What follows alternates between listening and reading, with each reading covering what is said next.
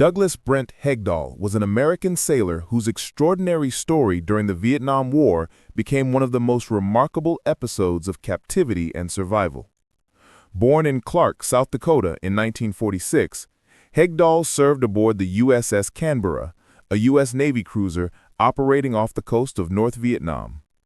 In April 1967, while the ship was bombarding North Vietnamese targets, he was accidentally blown overboard by the blast of one of the ship's own 5-inch guns. Adrift in the Gulf of Tonkin, he was rescued by local fishermen after nearly 12 hours at sea and handed over to North Vietnamese forces, who considered his account of having fallen overboard accidentally to be a cover story. The North Vietnamese military, convinced that no one could simply fall off a warship, believed Hegdahl was a spy or saboteur, and imprisoned him at the infamous Hoa La prison in Hanoi, known to American POWs as the Hanoi Hilton.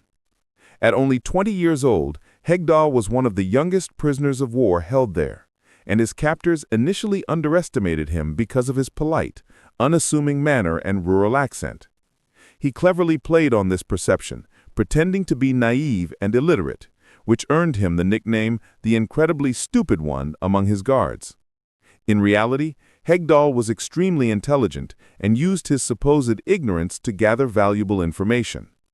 While working around the prison as a helper, he secretly memorized the names, capture dates, and other details of 256 fellow American prisoners using a mnemonic rhyme scheme based on the tune of Old MacDonald Had a Farm.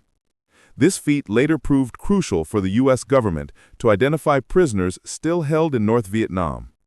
Hegdahl also managed to sabotage several North Vietnamese military trucks by putting dirt in their gas tanks, an act of subtle defiance that went unnoticed by his captors. In 1969, the North Vietnamese decided to release a small number of prisoners as part of a propaganda effort. Senior American officers in captivity, including Air Force Lieutenant Commander Dick Stratton, urged Hegdahl to accept release so he could bring back valuable intelligence about the conditions and the identities of those still imprisoned. Though it went against the U.S. military's no early release policy, Hegdahl was convinced to go, with Stratton famously telling him, "You have a perfect memory, you must go home." Upon returning to the United States, he provided detailed testimony to the U.S. Navy and later to the Paris peace talks, identifying POWs and exposing the mistreatment of prisoners in North Vietnamese camps.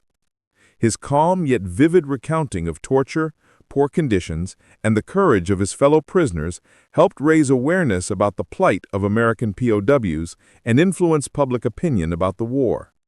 Hegdahl's story stands out not for battlefield heroics, but for his remarkable courage, intelligence, and cunning in captivity. His ability to turn perceived weakness into strength, to act the fool while outsmarting his captors, and to memorize vital intelligence under extreme conditions made him one of the most valuable POWs to return from Vietnam. Today, Douglas Hegdahl's experience is remembered as an extraordinary example of resilience, patriotism, and human ingenuity in the face of adversity.